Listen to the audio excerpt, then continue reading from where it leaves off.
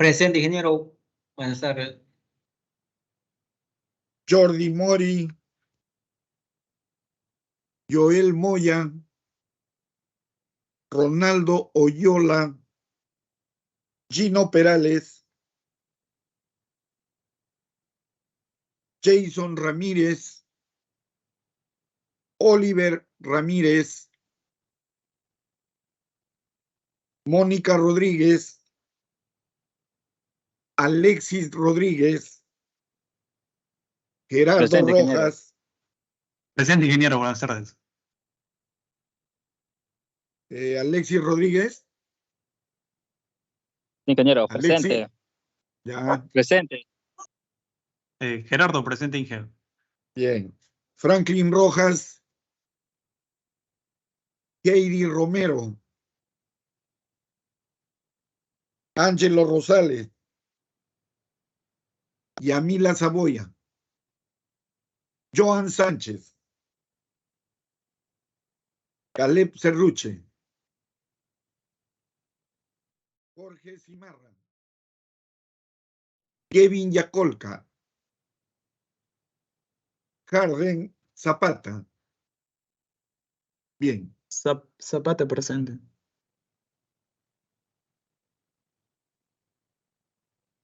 bien, jóvenes, antes de iniciar, ¿alguna observación, alguna consulta?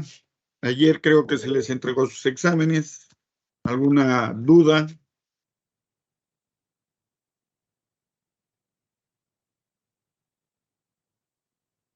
Bien. Hoy vamos a tener un nuevo ítem que vamos a ver. Si bien es cierto, es un ítem que corresponde a lo que es plantas de tratamiento, características de las aguas residuales y los tratamientos convencionales.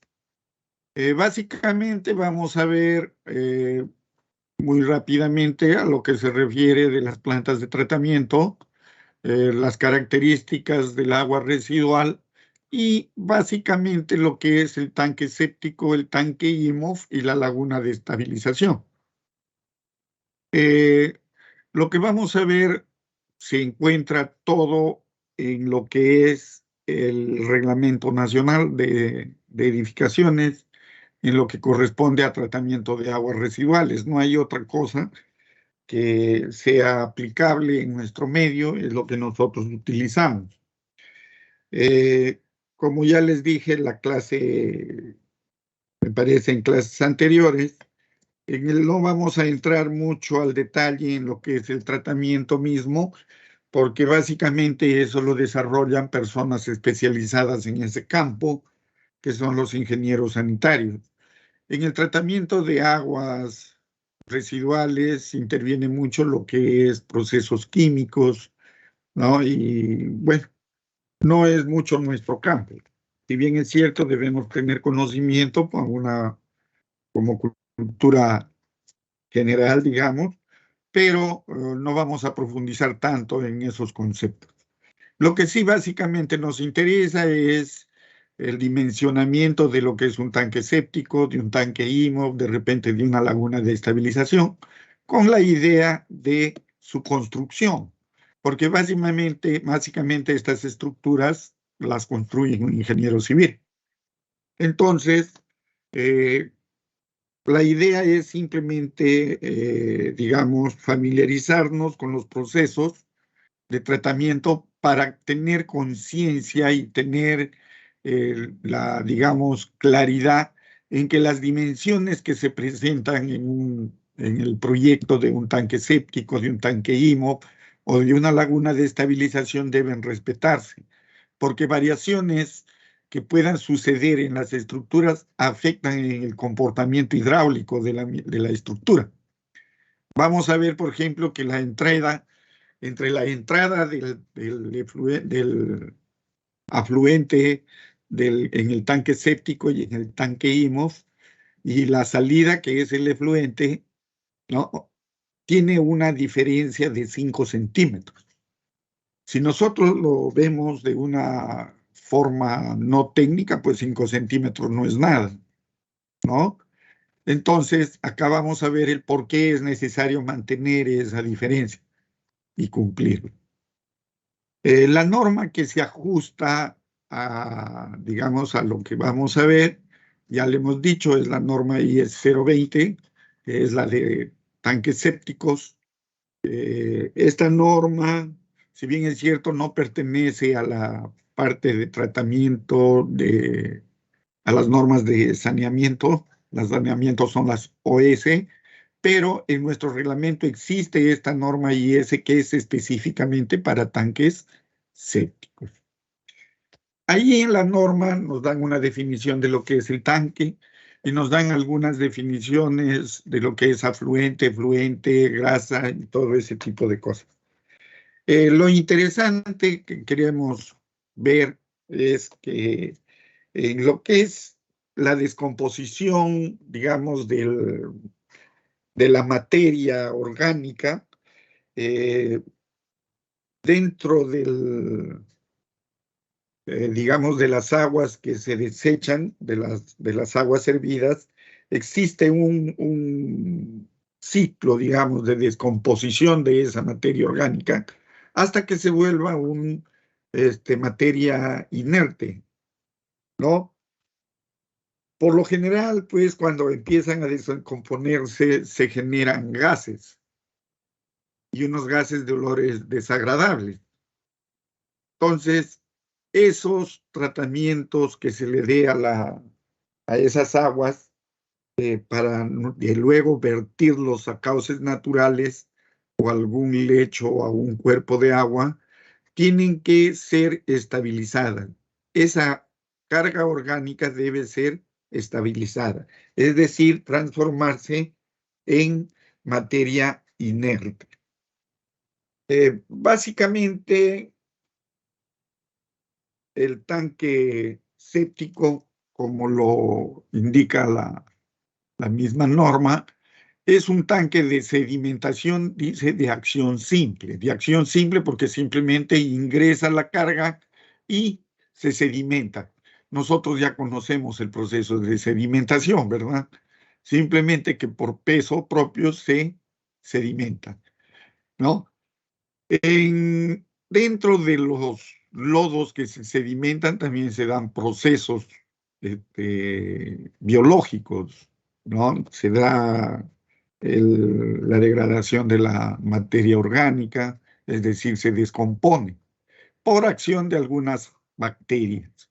Ahora, aquí vamos a ver, por ejemplo, términos como anaeróbico o aeróbico. Anaeróbico es, por ejemplo, como se lee ahí en la pantalla, bacteria anaeróbica, es una bacteria que no necesita oxígeno para vivir, pero existen otras bacterias que sí lo necesitan. Por ejemplo, cuando veamos la parte de lagunas de estabilización, en las lagunas de estabilización existen dos tipos, ¿no? Las anaeróbicas y las aeróbicas. La diferencia son los procesos de cómo se estabiliza la carga orgánica. Una son mucho más profundas que las otras. Las anaeróbicas pues tienen promedio 2 metros, 2,50 hasta 3 metros, pero las anaeróbicas llegan a 1,20 m, 1,50 m de profundidad. ¿Ya? Ahora, en lo que son las estructuras estas de un tanque séptico o un tanque IMEOF o una laguna de estabilización, básicamente se refiere al uso en comunidades rurales. Si, digamos, la población es poca, se podría usar un tanque séptico, ¿no? Un tanque IMOF, o si la población ya es grande, una laguna de estabilización. Pero entre uno y otro tiene sus ventajas y sus desventajas. Si nosotros, por ejemplo, utilizáramos una laguna de estabilización, pues se necesita una gran área para poder construir esas lagunas. Un tanque séptico es digamos, una opción mucho más viable si la comunidad es pequeña. Pero la desventaja es que el tratamiento que se le da a las aguas negras no es muy completo. Es decir, que el agua que sale del tanque séptico no tiene un tratamiento completo. Igual sucede con el tanque IMOF, a pesar que en el tanque IMOF es mucho mejor que un tanque séptico. Entre las definiciones tenemos lo que es afluente. Afluente es aguas negras o parcialmente tratado que entra a un depósito o estanque. Cuando habla de aguas negras o parcialmente tratado, se refiere si yo tengo la comunidad, la ciudad que está con todo su sistema de alcantarillado, sale por un punto. ¿Cómo se llama esa tubería por donde sale? Emisor, ¿verdad? Eso es el emisor. Entonces, ese emisor llega a una estructura. Esa estructura puede ser el tanque séptico, el tanque IMOF o una laguna de estabilización. O puede ser de repente una planta de lodos activados, que son ya estructuras compactas muy modernas, ¿no? Pero ya sabemos que es de la red de alcantarillado sale al emisor y del emisor llega a la estructura esta, ¿no? Pero podría ser, por ejemplo, que llegue a una laguna de tratamiento primario, ¿no? En las primarias, ¿qué es lo que se hace? Se sedimenta y se hace una digestión muy incompleta. Lo que básicamente sucede en una laguna primaria es una sedimentación de lodo. Y los lodos sedimentados se digestan, es decir, se van consumiendo la materia orgánica hasta que se vuelven lodos inertes. Entonces, de ahí puede pasar a una laguna secundaria. En esta laguna secundaria ya se dan procesos químicos, biológicos. La unión, o sea, la comunicación entre la primaria y la secundaria, también es un afluente. Pero ahí están las aguas negras parcialmente tratadas. A eso se refiere. En el emisor llegan las aguas negras sin tratamiento, pero de la primaria a la secundaria está yendo parcialmente tratadas. O puede ser que de un tanque IMOF, ¿sí? De un tanque IMOF, lo lancemos a una laguna secundaria, ¿no? Tanque IMOF y lo lanzamos a una laguna secundaria. Al IMOF llega el emisor, llegan las aguas negras y del IMOF va a la laguna ya parcialmente tratada. Entonces, hay que tener cierto cuidado en la nomenclatura que utilicemos. Tenemos el afluente, que es el que llega, ¿no? Y el efluente, que es el que sale. Si lo vemos en esta gráfica, el afluente es lo que sale de la comunidad y llega al tanque, ¿sí? Pero también es afluente lo que sale del tanque IMOF y llega a las lagunas secundarias. Ahora, efluente, agua que sale de un depósito o termina una etapa o el total de un proceso. Significa que efluente también es lo que sale del tanque IMOF. Ese es un efluente también. Pero también es efluente lo que sale de la laguna secundaria y se va al cuerpo de agua. Ese cuerpo de agua puede ser un río, puede ser una quebrada, ¿no? Básicamente. Pero ya es una agua que llega con cierto tratamiento.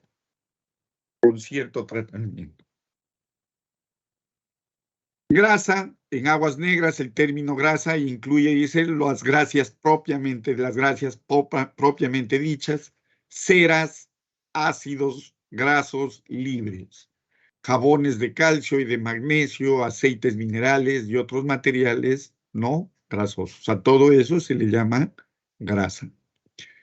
Lodos, son sólidos depositados por las aguas negras o desechos industriales, crudos o tratados. Crudos cuando no han tenido un tratamiento previo, o tratados, acumulados por sedimentación en tanques y que contienen más o menos agua para formar una masa semilíquida. Los lodos básicamente son los que se depositan al fondo de las estructuras, ¿no?, de tratamiento. Ahora, cuando esos lodos ya cumplen con un periodo de digestión, de estabilización, hay que removerlos y salen como una especie de gelatina negra, ¿no? Y esos lodos ya se los seca y se los utiliza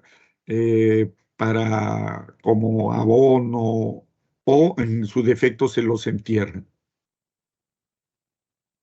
Percolación, periodo de retención, tratamiento primario, proceso anaeróbico. El tratamiento primario es un proceso anaeróbico, es decir, que se da con presencia del oxígeno y la luz solar, de la eliminación de los sólidos. El secundario ya es un tratamiento donde la descomposición de los sólidos restantes, lo que quedó del primario, es hecha por organismos anaeróbicos, que son esas bacterias que dijimos. Se realiza en los campos de percolación o en los pozos. Un campo de percolación es, por ejemplo, tengo un tanque séptico y ese, digamos, fluido que sale del tanque séptico, yo debo percolarlo, hacer que se infiltre en el terreno en zanjas, ¿no? Estas son las zanjas de percolación o zanjas de infiltración. Pero en caso de que no tengamos espacio para hacer esas zanjas, ¿no? No hay espacio para hacer esas zanjas, lo que se puede hacer es un pozo, ¿sí? Un pozo de percolación. Ese pozo es simplemente llega el afluente y en este pozo se infiltra o se percola a través del terreno. De hecho, que esto se diseña y debe tener ciertas condiciones para que funcione, ¿no? Ciertas condiciones. Además de tener ciertas características de ubicación. No puede estar cerca a un cuerpo de agua, ni a una fuente de abastecimiento de agua. La profundidad de esos pozos debe estar por lo menos 2 metros encima de la tabla de agua o la napa freática. Entonces, debe tener ciertas características. Bien. En lo que es el proyecto para un tanque séptico, tenemos que determinar básicamente el tipo de suelo, la profundidad del nivel freático y lo que es la capacidad de infiltración del subsuelo. Cuando hablamos de la capacidad de infiltración del subsuelo, se deben hacer pruebas de infiltración del terreno. ¿Bien? Son pruebas de permeabilidad del terreno. Básicamente lo que se hace es, se hace una calicata justo a la profundidad de donde van a estar, digamos, la altura de las zanjas de percolación y en esa profundidad se hace un pozo de 30 por 30 por 30, es decir, de 1 pie cúbico. Y con un proceso de llenado de agua, de saturación del terreno, bajo cierto tiempo, luego de cumplido ese proceso, se mide, se llena y se mide la altura a un punto fijo. Y con el transcurrir del tiempo, como el terreno ya está saturado, con el transcurrir del tiempo, ese nivel disminuye y se mide nuevamente. Esa diferencia de altura por el volumen que se obtiene, ¿no? Existe una diferencia de altura. Esa diferencia de altura tiene un volumen de agua que se ha infiltrado. Pero esa agua se ha infiltrado en un tiempo T, ¿no? Entonces podemos calcular el coeficiente K, que es el coeficiente de permeabilidad del terreno. Esa es una de las condiciones que uno debe, o de los pasos que uno debe seguir para poder elaborar un proyecto de tanque séptico, de laguna de estabilización para tanque IMUF. se debe cumplir con algunos requisitos, y esos requisitos son estos. Ahora, en lo que es la localización, como le estaba comentando, tenemos que hacer un levantamiento topográfico de toda la zona. Las escalas están las indicadas en la guía de proyectos de saneamiento, que también ustedes lo tienen, ¿no? Indica la localización del tanque séptico respecto a los cuerpos de agua, ríos, canales, ¿no? Lagos, pozos de agua existentes. Todo eso debe estar figurando en el proyecto. Básicamente, nosotros sabemos que las aguas negras se pueden infiltrar, aguas sin tratamiento, y contaminar las aguas de la napa freática, ¿no?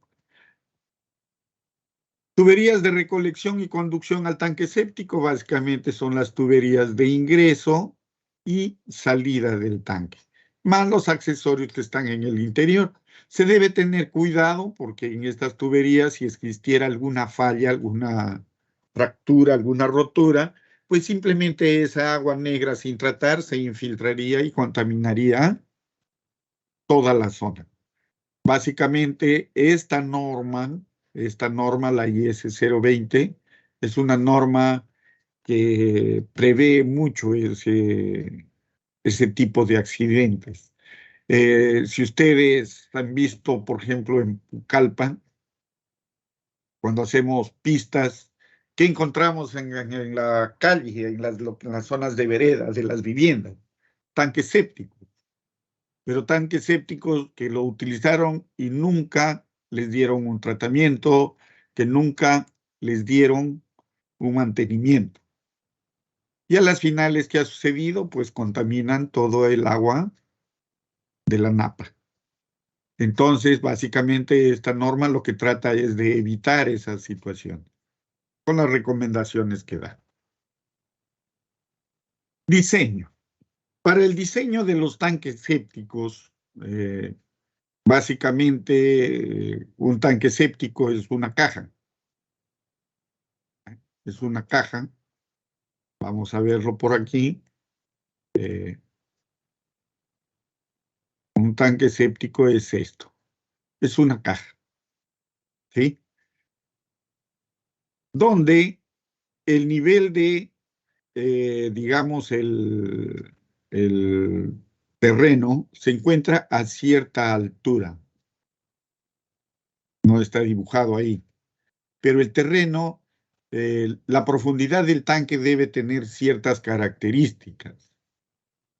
Si yo pregunto, ¿cuál es la profundidad mínima a la clave de la tubería de ingreso desde el nivel del terreno? ¿Cuánto debería ser?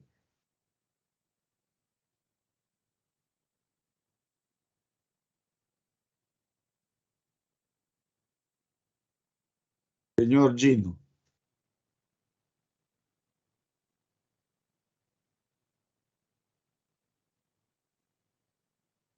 Señor Perales, ¿se encuentran ahí o ya no están? Dejaron prendida la máquina.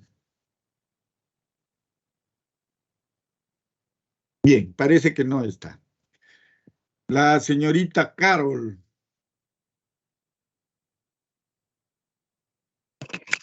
Presente, ingeniero.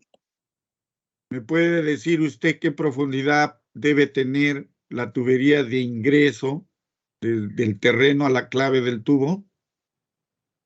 Como mínimo.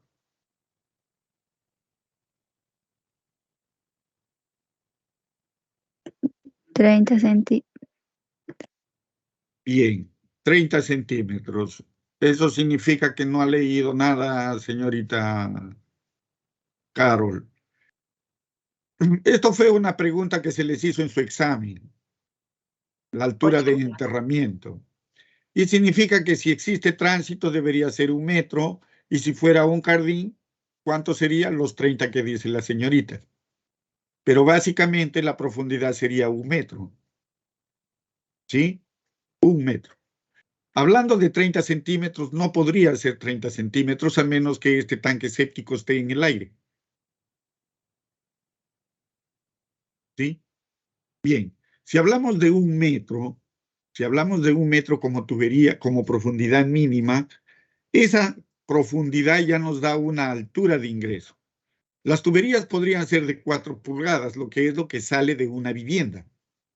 Estamos hablando si el tanque séptico fuera para una vivienda, para un hotel, para un recreo, para una, qué sé yo, un campo deportivo, para algo. Pero existen tanques sépticos para comunidades. Entonces, puede ser un área desocupada donde le hayan destinado a esto. Y las tuberías ya no serían de 4 pulgadas, de repente son de 6 pulgadas, 8 pulgadas. Básicamente creo que son de 6 como máximo, no más. Porque las viviendas o la cantidad que debe abastecer un tanque séptico no es mucho. Son pocas personas. Para pocas personas abastece. Entonces podríamos hablar de 4 pulgadas o 6 pulgadas. Si la altura es 1 metro, ¿no? Lo que estamos viendo es que debe tener como mínimo, dice, 30 centímetros desde el nivel de agua o de la nata que se forma hasta el fondo del techo. 30 centímetros. Ahora, si le damos una altura o un espesor de techo de 20 centímetros o 15 centímetros, ya tendría 45. ¿Sí? 45 centímetros. Pero ese nivel de 45 centímetros a la cara superior, ¿qué significaría? Que esta estructura ya estaría expuesta. Entonces, si nuestra profundidad es 1 metro, esto de 1 metro tiene una razón de ser. ¿Por qué razón? Vamos a ver. Yo tengo una vivienda. ¿Está bien? Tengo mi casita. En mi casita yo tengo una vereda en la parte posterior. La vereda tiene una diferencia de nivel de 5 centímetros por lo general con el interior. La razón es simple, para que no entre agua de lluvia. Estamos hablando ya de la parte constructiva, ¿cierto? Tendría que tener una vereda de 5 centímetros. Yo lo tengo aquí el water. El water sale con un codo, ¿verdad? El falso piso, donde está la mayólica y todo, como mínimo tiene 15 centímetros. Falso piso 10, más recubrimientos, losetas, mayólicas y todo. Digamos que tenga 12 centímetros. Dejémoslo en 10. Significa que ya tengo 10 centímetros. Ahora, si yo lo pego el codo, significa que el fondo de la tubería está 10 centímetros más abajo. 10 más 10 ya tengo 20. Al tener 20 centímetros el fondo de la tubería, significa que está ese fondo 5 centímetros o 10 centímetros bajo el nivel de la vereda. Pero de la vereda al patio posterior, el tubo no va a salir al aire, tiene que salir enterrado. Por lo general, ¿cómo va eso? A 60 centímetros o 50. Significa que si yo pongo en la vereda una caja para descargar el baño, ¿verdad? Esa caja ya tiene 60 centímetros. Más la pendiente que yo le tengo que dar para llegar al tanque séptico, que esté a unos 20 o 30 centímetros, a 30 metros, ¿qué es lo que ya tengo? El metro. Significa que este tanque ya va a estar enterrado. ¿Por qué les hago estas consideraciones? Porque en esta imagen lo que le falta es la ventilación del tanque. Necesariamente tiene que tener una ventilación que no está dibujada. Ahora, según el gráfico, dice que el ingreso, ¿no? El ingreso es a través de una T. Este es una T, un accesorio. ¿Lo ven? Es una T. Pero en caso de que no haya T, acá debería haber una pantalla con unos huecos que va a servir de difusor, es decir, el agua no debe ingresar con fuerza, ni crear unas turbulencias. Choca y baja. Esa es la idea. Para que el agua haga esto, se sedimente y una vez que esa agua sin sedimentos ascienda y salga por la tubería. Si ustedes ven entre el nivel de agua, el nivel del agua y el fondo de la T de salida hay 10 centímetros. ¿Lo ven? 10 centímetros. Esta altura HE es una altura de natas. La nata es una costra que se forma como espuma por la digestión de esa carga orgánica, de esa materia orgánica, que puede llegar a medir 10 centímetros, 15 centímetros, 20 centímetros, de acuerdo al tipo de carga que va a tener, tipo de materia orgánica que lleva. Entonces, esa materia orgánica que se forma como una nata tiene un espesor que no está indicado. En promedio es de 15 centímetros, 10 centímetros, pero forma.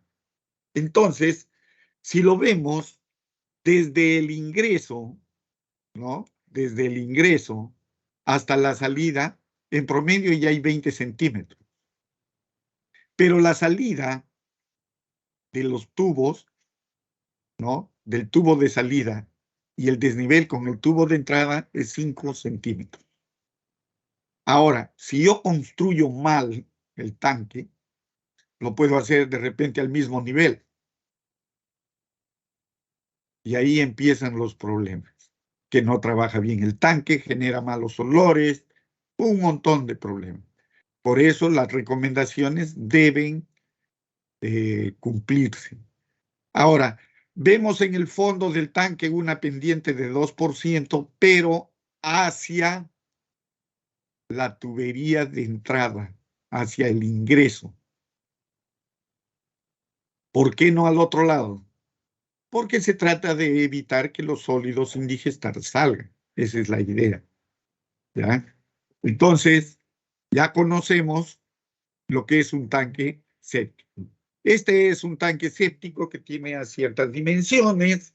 Si ustedes lo ven, ya lo que yo les había indicado, ¿no? La tubería de ingreso como mínimo de 4 pulgadas o 100 milímetros. Y tenemos las bocas de ventilación, las bocas de inspección. Tenemos la tubería de salida, las natas. Acá las natas me parece que le están dando 10 centímetros o 5 centímetros. Las pendientes del lodo. Ahora, entre la T y el fondo de la T de ingreso, o sea, este espacio entre la cabeza de la T y el fondo del techo también tiene ciertas dimensiones. Nos da como máximo 0.05 metros, o sea, 2 pulgadas, pero mínimo nos da 1 pulgada. Y eso es para las 2 tuberías. Bien, acá también lo que le faltaría sería la ventilación, ¿no? La ventilación. ¿Por qué ventilación? Recuerden ustedes cuando vimos el control de sulfitos por ácido, el control de sulfitos por fuerza, por la tensión tractiva, ¿qué es lo que se genera ahí en el desagüe? Ácido sulfúrico, ¿no? Pero antes de eso se genera un gas.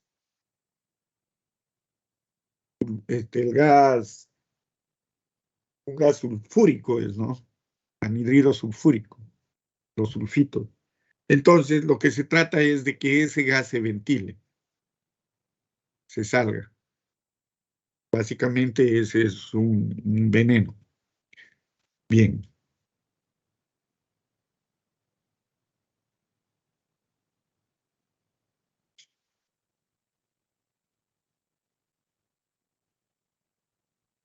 Cuando nos hablan de que los tanques sépticos pueden ser circulares, dicen debe justificarse. Y su diámetro interno mínimo debería ser de 1.1 metro. Uno de los parámetros que tenemos para el diseño de los tanques sépticos es el tiempo de retención, o sea, el tiempo que nosotros le damos para que la carga orgánica mejor dicho, hablemos en términos un tanto coloquiales, para que esa materia orgánica se pudra completamente y se vuelva inerte. Y ese periodo de retención está definido por esta longitud. Es decir, cae la carga, cae el agua y se va sedimentando. Recorre todo este espacio y sale. Ese tiempo que demora en salir, desde la entrada a la salida, es el periodo de retención. ¿Ya? Es el periodo de retención.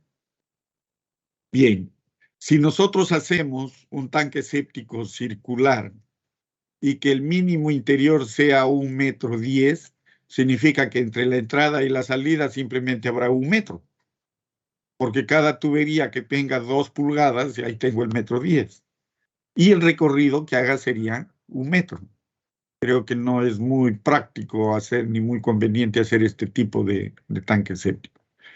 Luego nos indica explícitamente que se permitirá solo en zonas rurales o en urbanas en las que no existan redes de alcantarillado o que se encuentren tan alejadas como para justificar su instalación. Es decir, nos dice la norma, si yo por A o B motivos tengo esta comunidad,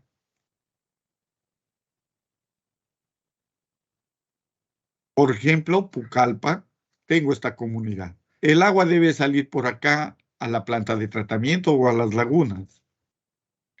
Pero se da el caso que acá hay un grupo de viviendas. Este grupo de viviendas tiene una característica, que si yo le hago un corte al terreno de esta forma, resulta que esas viviendas están acá, en la parte baja.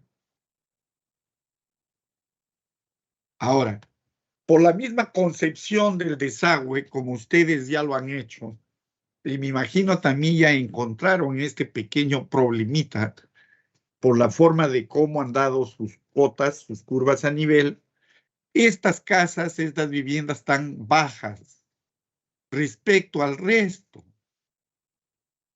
Si yo hago un buzón en este punto, ¿verdad? Hago el buzón. Para yo abastecer, es decir, darle servicio a las viviendas que están en la parte baja, significaría que ese buzón debería tener una profundidad mayor al 1,20 m si es arranque, o de repente una profundidad de 3 metros, por decir un número, para poder darles yo el servicio. Pero si desde el inicio ese buzón tiene 3 metros, imagínense ustedes con qué profundidad llegaré al punto final, al emisor. De repente profundidades de 5, 6, 7 metros. Ahora, si estas viviendas son pocas, no tendría una razón económica ni técnica para poder encarecer el proyecto y darles el servicio. Si ustedes leen la norma de redes de abastecimiento, la misma norma autoriza y nos dice, oye, si sucede que estos se encarecen o lo vuelven técnicamente no viable, simplemente los dejas. No los instalan en el proyecto de desagüe. Pero ustedes también sabemos que no podemos dejar a unas viviendas sin el servicio. De hecho, que las viviendas tienen que cumplir ciertas características. Tienen que ser zonas no inundables, zonas que no están en la franja marginal y que no son zonas de reserva. Es decir, son lotes privados. Si cumplen todo eso, lo que se les podría hacer es un tanque séptico. Entonces, para todos se les puede dar la solución, pero bajo ciertas condiciones. Y eso es lo que nos está dando la alternativa, la norma en este punto. Si se encuentran alejadas Y acá ya no justifica su instalación a la red, simplemente se les diseña un tanque séptico. Ahora, en las edificaciones en las que se proyecten tanques sépticos, sistemas de zanjas de percolación y pozos de absorción, deberán asegurar que el espacio que tienen para ese fin va a permanecer con los años, ¿no? Y que va a mantenerse su funcionamiento. Para evitar, bueno, problemas de contaminación, de anegamientos, ese tipo de cosas, ¿no? Que puedan proliferar las enfermedades. Un tanque séptico básicamente no es solo poner el cajón y eliminar el agua, no. El proceso completo te dice, oye, si pones el tanque séptico, me pones zanjas de infiltración o pozo de infiltración, pero además me pones un lecho de secado de lodo. Es decir, yo tengo la vivienda o tengo, por decir un nombre acá de algún local conocido, qué sé yo, un local cualquiera. Este local pone un tanque séptico. Si pone un tanque séptico, ese tanque séptico, después de usarse, debe ir el agua a unas pozas de infiltración, a unas zanjas de infiltración. Si no tiene las zanjas, un pozo de infiltración. Pero de todas maneras, tiene que tener donde se pongan o se elimine esa agua. No lo puedes lanzar al caño, a la vereda, a la calle. No. Tienes que infiltrarlo para que por procesos naturales ya se estabilice, se purifique. Pero además de esto, saben ustedes que esta estructura en el fondo está generando unos lodos ya estabilizados. Que eso pues se llenan en promedio en unos cuantos años, si es mucha la carga en un año, significa que en ese tiempo yo debo sacar estos lodos y eliminarlos. Pero yo no lo puedo sacar estos lodos a cualquier sitio, porque contamino. Entonces los saco a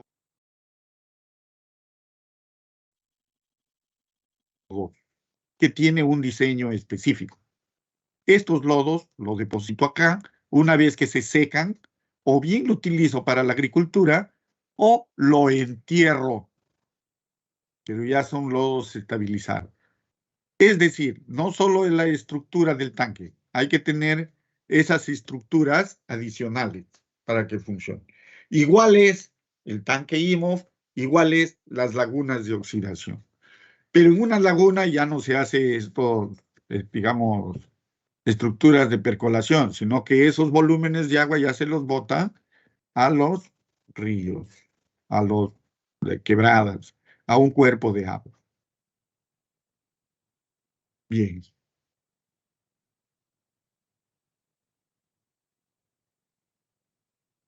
¿Alguna pregunta hasta el momento?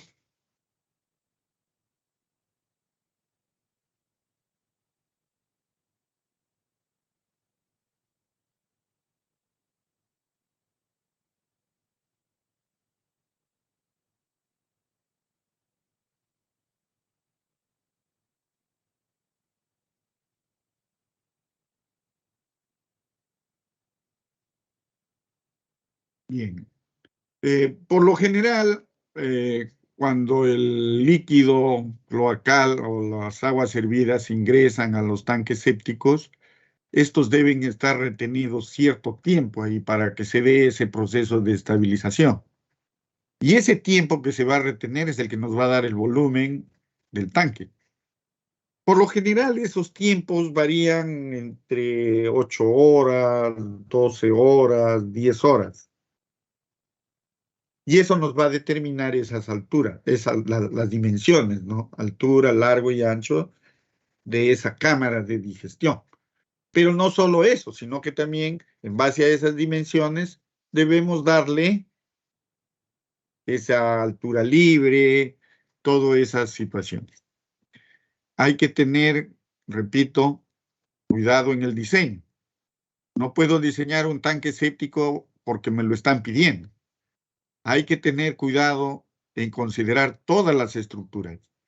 Y no es solo el tanque séptico, es los pozos de percolación o las zanjas de percolación y el lecho de lodo. Debe haber esas estructuras. Bien. En el diseño, como primera premisa nos dicen, no se permitirá la descarga directa de aguas residuales a un sistema de absorción. ¿Qué es lo que quiere decir? Tengo la vivienda, ¿no? Mi vivienda, sale mi desagüe y no puedo ir directamente a unas zanjas de percolación o de absorción, directamente, no. Eso no se permite. Necesariamente tienen que ir a un tanque séptico o un tanque IMO. ¿Ya? No se permite directamente a una zanja de percolación o lanzarlo directamente al río, al efluente. Por eso es lo que, no sé si recuerdan, hace 2, 3 años atrás, creo ha sido que 3 años atrás, que el ANA, la Autoridad Nacional del Agua, multó al Hospital de Llarena por enviar sus desagües directamente al río, a la laguna. Recuerden ustedes que los centros hospitalarios, las fábricas, deben tener un sistema de tratamiento independiente al sistema público. Cervecería San Juan debe tratar sus aguas antes de lanzar a la red. Coca-Cola debe tratar sus aguas antes de lanzarlo a la red. Cola Real, sus aguas antes de lanzarlo a la red. Todas las industrias, independientemente de los procesos que tengan, tienen que tratar sus aguas y lanzarlo después a la red. Eso lo autoriza ya el mismo, lo que acá sería MAPCOPSA, ¿no? Ellos serían los que lancen. Inclusive, como referencia les digo, el mercado minorista. Bueno, es una estructura que yo he tenido la posibilidad de participar en la construcción de esa estructura. Yo soy el residente. En esa obra, como sabemos, es un mercado, ¿no? Y un mercado es como una pequeña ciudad. Si ustedes lo ven, el mercado minorista está sectorizado. Tenemos las tiendas que están adelante, ¿no? Donde se venden productos de llevar. En medio están lo que son restaurantes, ventas de comida. Y en la esquina al fondo, ¿no? Si lo vemos de la calle, en la esquina opuesta a la Túpac, están lo que son ventas de carnes, ¿ya? Carne de pollo, de res, carnes de pescado, todas las carnes. Y en la parte exterior, al lado, mirando de la Túpac a la mano derecha, ahí había una plataforma. Se supone que en esa plataforma iban a vender lo que era el plátano, la papaya, todo, pero en grandes cantidades. Bueno, más o menos esa era la sectorización que hay en el mercado minorista. Si bien es cierto, ahora se va uno, ya no lo ve esa sectorización. Pero inicialmente, ¿qué se hizo? Se instaló el sistema de desagüe interno y se sectorizó, ¿no? Se sectorizó. Y esa sectorización daba que, bueno, cada zona también tenía sus servicios higiénicos. O sea, hay como 7 servicios higiénicos en todo el mercado, si no me equivoco. Todos tienen servicios higiénicos. Ahora, esos servicios higiénicos descargaban a unas cajas. De esas cajas iban a unos buzones que tenían una red interior de buzones, ¿no? Esos buzones se iban y llegaban al final llegaban a una cámara de bombeo de desagüe. Si lo vemos ahí al mercado minorista parados en la Tupac Amaru, a la mano derecha se ve una estructura pequeña. Esa estructura es la cámara de bombeo de desagüe. Esa cámara de bombeo de desagüe lanza el agua 1000 metros a la derecha por la Tupac Amaru. Y de ahí ya lo lanza al sistema, ¿no? Llega un buzón y cae a la cámara 4 que está al lado de la quebrada y ya va al sistema. A lo que yo quiero llegar es lo siguiente. En este extremo, en el extremo donde les mencioné donde están las carnes, existen unas estructuras pequeñas. Cada batería de ventas de pescado, pollo, todo eso, el desagüe de las pozas llegaba a esa estructura. Era una trampa de grasas, ¿verdad? Una trampa de grasas donde te caía la grasa, ¿no? Con el agua y por rebose la grasa caía a otro depósito. Y cada cierto tiempo se lo limpiaba.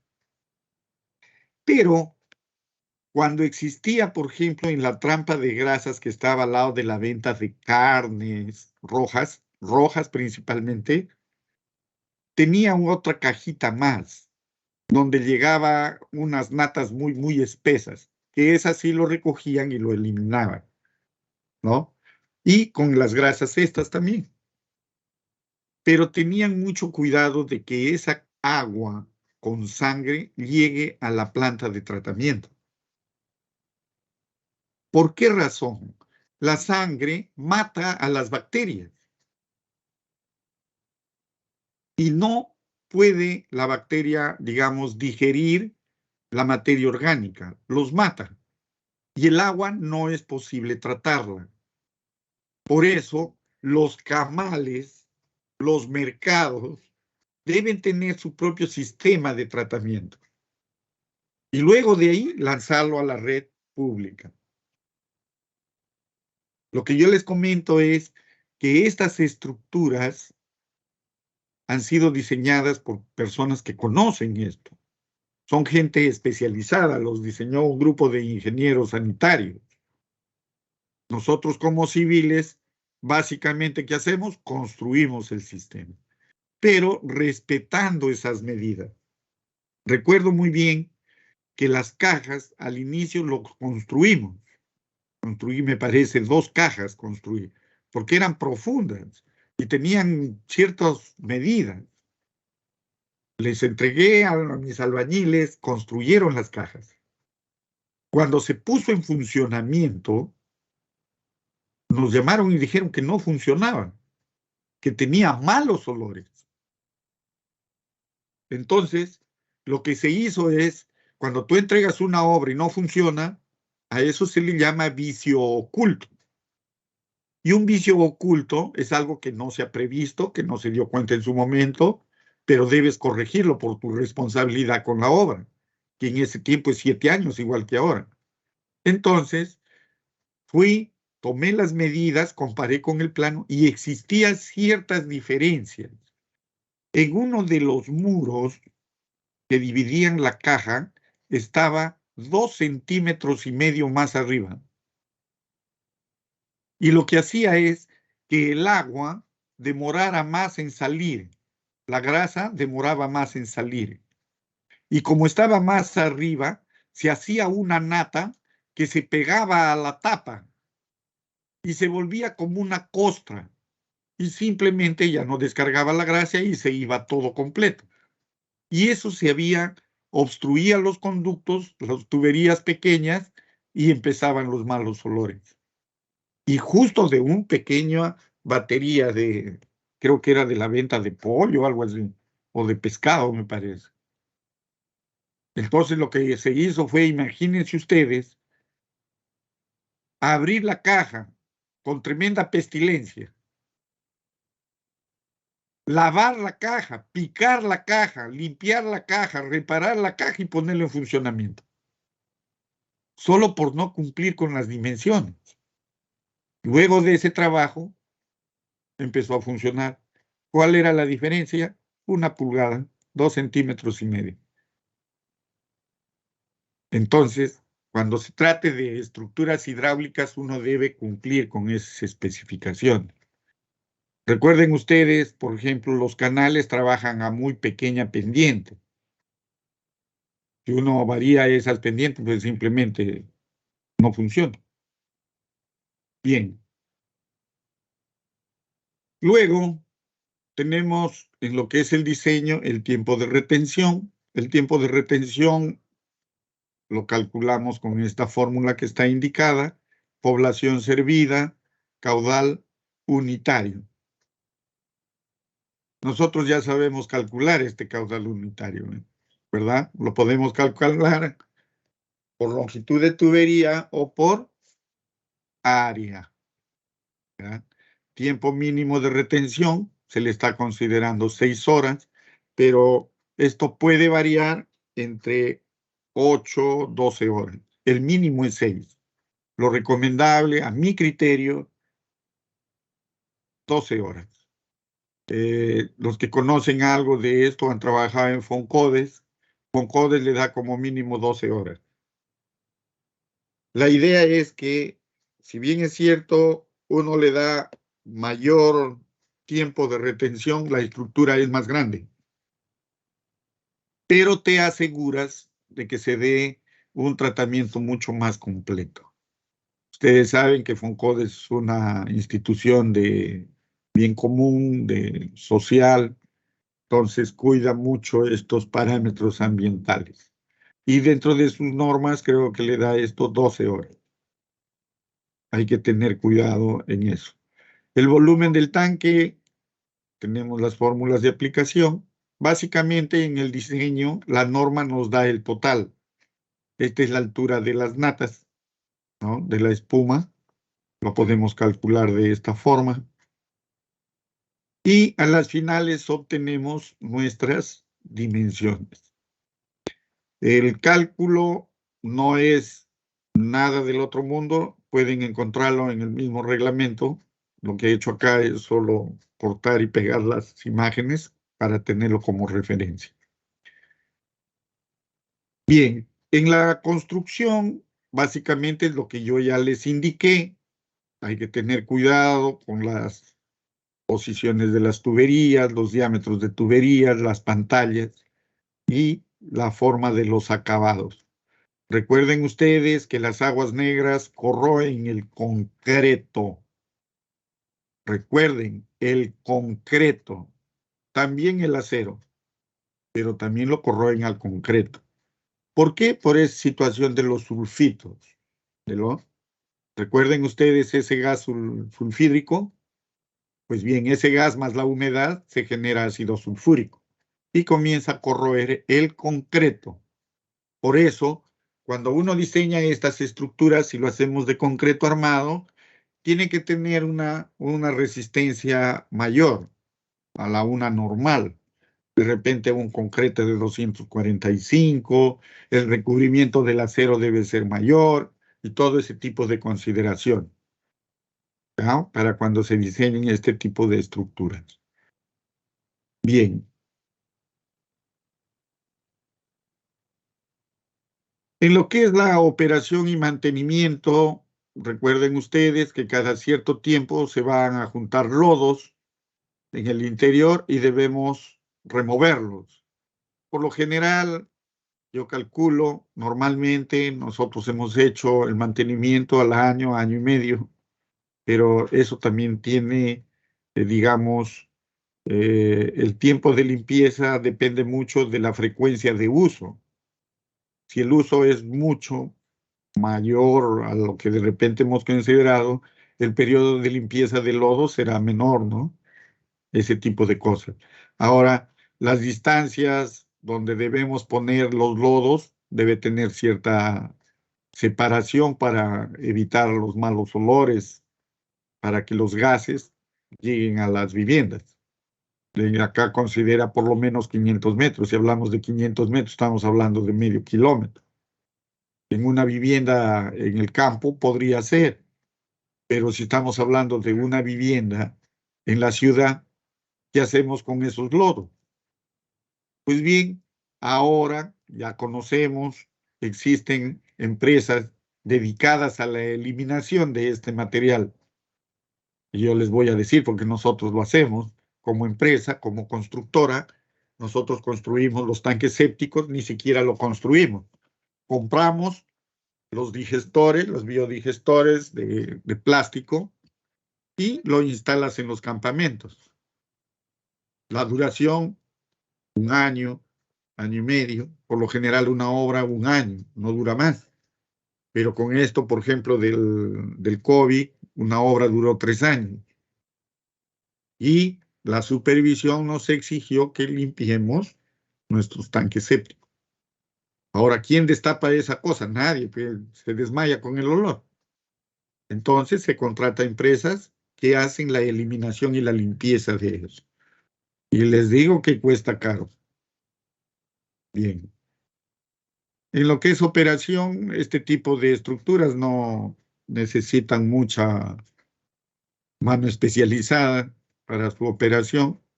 Para el mantenimiento sí, pero cada cierto tiempo. Luego tenemos lo que son los campos de percolación, lo que son ya serían las zanjas. Esas zanjas ya se los diseña. Por lo general la distancia, la longitud máxima son de 30 metros. ¿Cómo se hace una de estas líneas? De una caja se saca un tubo perforado. Ese tubo perforado tiene huecos que forman un ángulo de 120 grados, ¿no? Y bajo una cama, encima de una cama de arena o grava. Y por ahí sale el líquido cloacal ya tratado y se percola, ¿no? Y esto se da en una zanja. La profundidad de la zanja, por lo general, 40 centímetros, 50 centímetros. Pero eso se diseña. Ahora, para ver cuánto va a demorar en percolar o la cantidad que necesito de terreno, es en base al estudio del K que hice, ¿no? Yo determino el valor de K, que es el de permeabilidad del terreno, y determino mi longitud de zanja. Ahora la percolación, digamos, el coeficiente K, me va a determinar si ese terreno es rápido, medio, lento. Si es rápido, estamos hablando de 0 a 4 minutos para que baje 1 centímetro. Si hablamos de rápidos, de repente puede ser arenas, ¿no? O una mezcla de arena con limo, arena con una pequeñísima cantidad de arcilla. Lentos ya serían de 8 a 12 minutos, ya sería, digamos, un material areno arcilloso. Pero si vemos lentos, acá estamos viendo de 8 a 12 minutos para que descienda 1 centímetro. En Pucallpa no tenemos ese terreno. Para que descienda 1 centímetro se lleva por lo menos 8 horas. Y si va a bajar 1 centímetro en 8 horas, 12 horas, significa que los campos de percolación que yo necesite serían larguísimos, ¿no? Muy, muy largos. Entonces, se tiene ciertas consideraciones. Las distancias mínimas al sistema de tratamiento, ¿no? Que se necesita es, por ejemplo, de los pozos de agua, de las tuberías de agua, de los cursos superficiales, se habla de ríos y quebradas, y de las viviendas. Si es un tanque séptico, la distancia a un pozo, 15 metros. A una tubería de agua, 3 metros. Campos de percolación a un pozo de agua, 25. La tubería, 15. A un río, 10. A una vivienda, 6. Los pozos de absorción, a un pozo de agua, 25. Tubería de agua, 10. 15 a un río, por ejemplo, y a una vivienda, 6. Estas distancias son las mínimas. Recuerden que el reglamento nos da las mínimas. ¿Sí? Entonces, si yo diseño una estructura de estas, no voy a ser tan desconsiderado de construirme estructuras que no cumplan estas distancias, porque puedo contaminar las aguas, acá al menos en Pucallpa, las aguas profundas, las aguas subterráneas. ¿Ya? Bien. En lo que es el campo de percolación, lo podemos diseñar bajo este proceso, lo estamos presentando. no es complicado. El pozo de absorción igual, básicamente se refiere a las áreas y a ese coeficiente K que debemos determinar en el campo. El mismo reglamento nos da el procedimiento para obtener este K. En el reglamento está ese procedimiento. Hay que leer.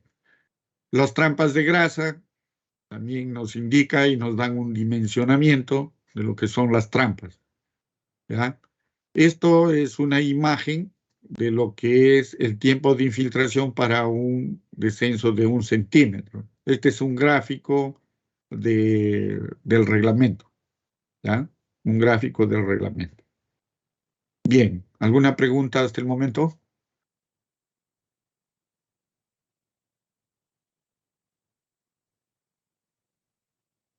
Bien, lo que vamos a ver más adelante ya es otra estructura, es el tanque IMOV. La diferencia entre el IMOV y el tanque séptico es que en el IMOV es un tratamiento físico de sedimentación. También se da lo que es la digestión de lodos, pero básicamente digamos, el líquido que sale de esa estructura no es muy estabilizado. Y el tanque IMOV sí tiene ya un efluente mucho mejor tratado, aunque necesariamente deberíamos lanzarlo, esto de acá, el efluente, a una laguna de estabilización, o en su defecto, pues a las zanjas de percolación o a un pozo de percolación. El tratamiento y digamos, el dimensionamiento de un tanque IMOV es muy similar al de un tanque séptico, pero debemos considerar estas áreas, estos volúmenes. Tenemos una cámara de sedimentación, una cámara de digestión de lodos y un área de ventilación y cámara de natas. Básicamente, un tanque IMOV es una estructura como esta. Este es un corte transversal de la estructura. Acá tenemos la cámara de sedimentación, ahí es donde llega el líquido cloacal. De ese líquido se sedimenta a través de una abertura. Esto de acá son pantallas de concreto. ¿Ya? Son pantallas. Si yo le hago un corte longitudinal, esto se ve así, como una pantalla. Es una pantalla esto. Un cajón con una abertura en la parte inferior. Esa abertura tiene sus dimensiones. Son muy, muy pequeñas esas rendijas. Para que lo limpien esto, bueno, acá no está, pero para limpiar esta abertura, por lo general acá se instala cadenas y se lo hace recorrer de un punto a otro para limpiar este fondo y mantener abierta esa abertura, porque a veces las natas que se generan lo tapan, lo sellan. ¿Ya? Ahora, la cámara de digestión ya está bajo esto de la cámara de sedimentación y se van juntando los lodos. ¿Sí?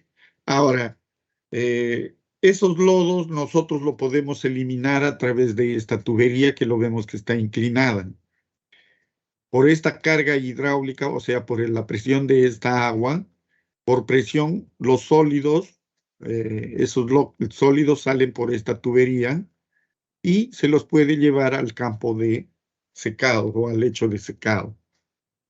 Esos sólidos tienen una densidad muy pequeña, una densidad menor al agua, y la misma presión del agua lo saca por esa tubería. Entonces, geométricamente es un tanto complicada. Construirlo también es un poco complicado. Bueno, yo he tenido la posibilidad de construir uno he construido, pero en la sierra. Les digo que la construcción sí es complicadita en el sentido, por ejemplo, de los encofrados, de la disposición del acero, todo eso, ¿no? Demanda tiempo. Pero, ¿qué les digo? Tiene su satisfacción construir este tipo de estructuras. Bien, en el diseño, cada una de las partes se lo diseña según este procedimiento que también nos da el mismo, la norma, el reglamento. Acá empieza a calcularse desde el caudal promedio. Nosotros ya lo tenemos calculado, por ejemplo, nuestro caudal promedio. Recuerden ustedes que la segunda parte de nuestro trabajo 2 ya no lo hemos hecho. La idea era hacer lagunas y diseñar un IMO, pero bueno, ya no se va a hacer por el tiempo que ya queda corto. Entonces, las fórmulas de cálculo del volumen sedimentador, el caudal promedio, recuerden, no es el máximo horario, sino el promedio, ¿ya? No es el 80% del máximo horario, que es lo que ingresa, no es un caudal promedio, ¿no? Y se diseñan las estructuras.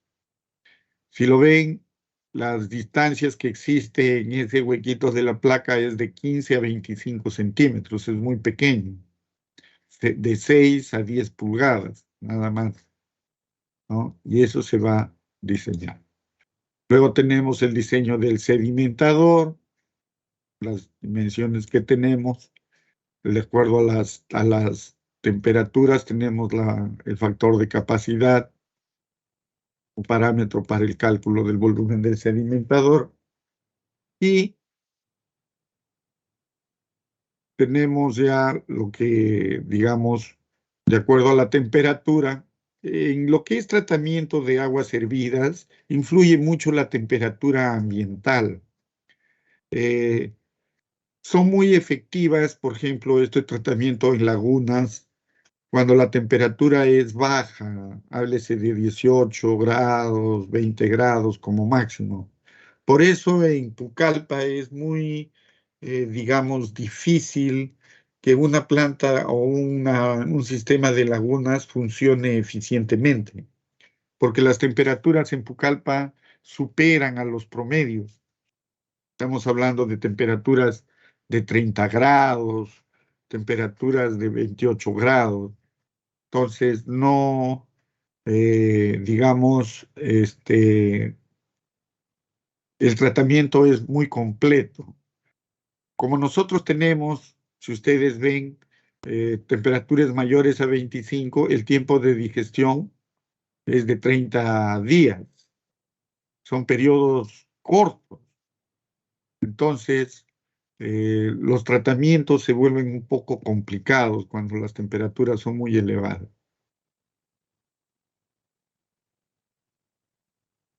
Nos indican también las frecuencias de retiro de los lodos, en qué tiempo debemos eliminar los lodos. Ese tubo que vimos tiene 200 milímetros de diámetro, ¿ya? Y también debemos diseñar, como indica acá, el lecho de secado, ¿ya? De acuerdo a la carga, si no existe, lo consideramos con una cantidad promedio, me parece de 0.7 o 7, creo es. Entonces, con eso se dimensiona el lecho de secado. Este mismo criterio del lecho de secado es para digamos, el tanque séptico. Y un lecho de secado no es nada más que una estructura de esta naturaleza que tiene un filtro donde se descargan los lodos. En esas descargas se secan, el fluido se percola y se recogen los sólidos secos. Recuerden ustedes que esto se dimensiona, no se pone porque sí, se dimensiona. ¿Ya? Bien. El lecho de secado tiene su estructura. Puede tener arena y grava, ¿no? y se deposita de repente las paredes es de concreto armado, de ladrillo, pero cumple, debe tener más o menos esta estructura. Luego, acá hay un ejemplo de diseño de tanque IMOF con todas esas, digamos, con toda esa nomenclatura del reglamento.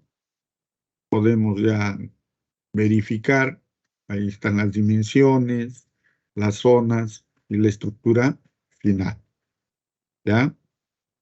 Hasta lograr hasta el lecho de secado, que es lo último que diseñamos. Bien, la próxima clase, vamos a ver algo sobre lagunas de estabilización. Y voy a presentarles un ejemplo de diseño de tanque séptico. Que son unas hojas de cálculo, lo voy a ubicar, que utilizábamos en Foncodes para el dimensionamiento, que son hojas que cumplen con diseños que cumplen con la normativa. No ha variado mucho la norma de tanque séptico y se tiene con la normativa para que ustedes, bueno, lo tengan y digamos como conocimiento general. Les digo, esta parte entra la teoría al examen, no los diseños, ¿ya? Pero sí la teoría, así que les recomiendo que lean la teoría. Es decir, lean la norma, léanlo, al menos por cultura. No vamos a entrar a detalles de diseño de tanque, diseño de IMO, diseño de lagunas, no lo vamos a hacer. Pero la teoría sí me interesa que lo lean, es necesario, al menos para que ustedes sepan dónde está la información y en su momento, cuando lo requieran, lo puedan ubicar. Bien, ¿alguna pregunta?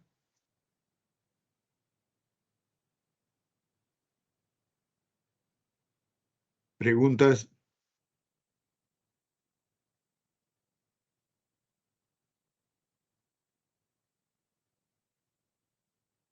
Bien, jóvenes, ¿alguna observación de acuerdo de sus exámenes? Creo que hasta la mayoría hay 24 personas.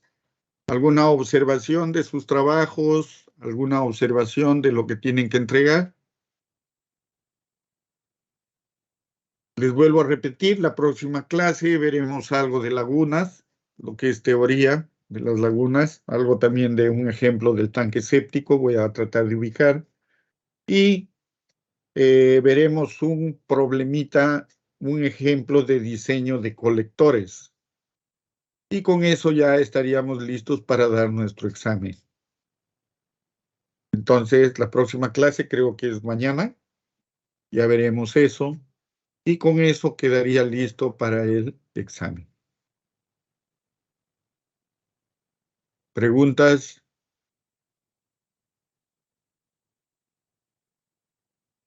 Ningún ingeniero. Todo claro. Bien. Bien. Jóvenes, estudien. Les recomiendo eso. Milagros Cardoso. Presente, ingeniero. Rosa Carrasco. Presente, ingeniero. Berta Chávez. Presente, ingeniero. Albert Cuno. Presente, ingeniero. Diego Enciso. Presente, ingeniero. Dana Fachín. Presente, ingeniero. Juan Flores. Presente, ingeniero. Buenas tardes. Braulio Fosa. Presente, ingeniero. Buenas tardes. Darien González. Presente, ingeniero. Roel González. Roel González. Presente, ingeniero, buenas noches. Buenas tardes, diré. Buenas noches, joven, buenas noches. Artur González.